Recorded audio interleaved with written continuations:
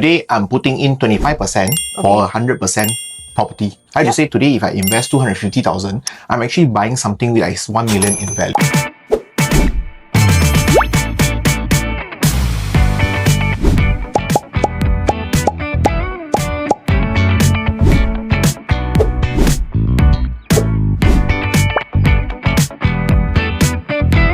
Hi, I'm David. Hi, I'm Audrie. Welcome to SPOTCast Smart Property Opportunity Talk. And Yes. it's really opportunity talk today again. Yeah, correct. Okay, so Audrie actually has a problem. Yes. I got a client who tells me that actually buying stocks is smart. I can earn more than investing into a property. That one I have to agree. Yeah. But then the thing is, there's one thing in property that a lot of people didn't know. What is you that? can leverage. Today, I'm putting in 25% for 100% property. I have to say today, if I invest 250,000, I'm actually buying something that is 1 million in value. And with the 1 million in value, right, if you put in just a 5% per annum, right, it's a big figure. That's true.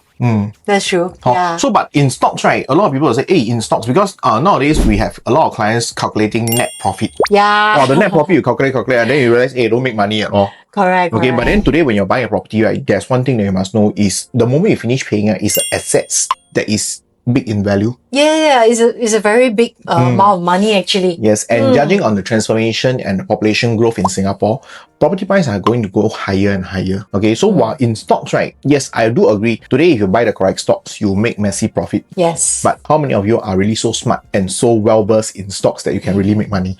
Okay, that's number one. Number two. Not me, definitely. Yeah. Number two, I'm not saying that stock is not good, but today you will be very jittery because the moment you see stock prices drop, Yeah. what you do? I want to sell it. Yeah. Because I'm afraid that it will go lower. Yes. Yeah, I'll lose most of my money.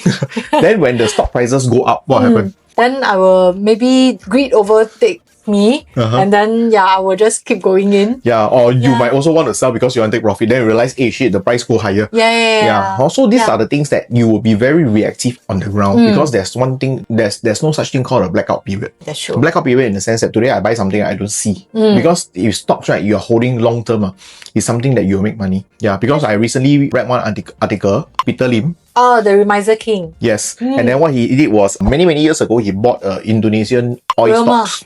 Wilma, right? Okay, so he bought, and don't know what happened. Asian financial crisis. Yeah. Okay, the price dropped and then he actually write it off. But many years later, right, I think he made a profit of in billions. In billion. It's Yes. 1.5 billion or 15 billion. I forgot. Yeah. It's definitely in So the you must be able to billions. hold. So are you willing to hold this amount? Yes, correct. Okay, so but when you're buying property, right, today you buy already, you see property price drop, you can sell off or not? Cannot, like got SST. Yeah, because it takes a longer time. Yeah. So it's not something that you, I must sell it today. You know, that kind of Then thing. if you see property price increase, right, you just buy, can sell or not? Cannot also because of SST. Okay, it's something called the blackout period, and that's called the prevention of speculation. Yes, and property also becomes a forced saving for you. Yes, and in Singapore property context, right, as long as you hold a property long enough, there's no reason that you cannot make money. Okay, so this is something which you all must ponder through. And of course, there's one more thing that I want to say is really when you're buying stocks, okay, if you ask me, because I'm not a very stock savvy person, I'll buy stocks and high risk stocks based on what I think I can lose. That's true. This is something which I learned from the Peter Lim case. You can afford to lose. Yeah. So, he buy and then, he can actually write it off. Yeah. Yeah, but today, if you're putting 250,000 into stocks, can you write it off? As compared to you put 250,000 in a property. Yeah, so this is something for you all to ponder about. So if you ask me, okay, the main bulk of my cash that I have, I think I want to buy something solid. Yeah, I would say, you probably can use that but don't put all your eggs in one basket. Yeah, and then you can probably put more of it into something that you can leverage on. Yeah, so what I will do is, okay, I don't know for you all, but correct us if you think otherwise. Probably what I'll do is, the main bulk of my cash, I'll really put it into my property. The spares is where I'll go and buy long-term stocks. Unless you are very good in speculation, then you can play with the stocks, up, down very fast. But to me, I always want something safer. So the spare cash that I have, then I'll put into long-term stocks that is stable and good. So this will become a good investment nest. Right, so for those who still have questions over properties or stocks, right, you probably can refer to this. But if you ask me, property is the first thing that I think you should invest on after you gain funds from your work or some basic investment, rather than going to it forever without a home over your head.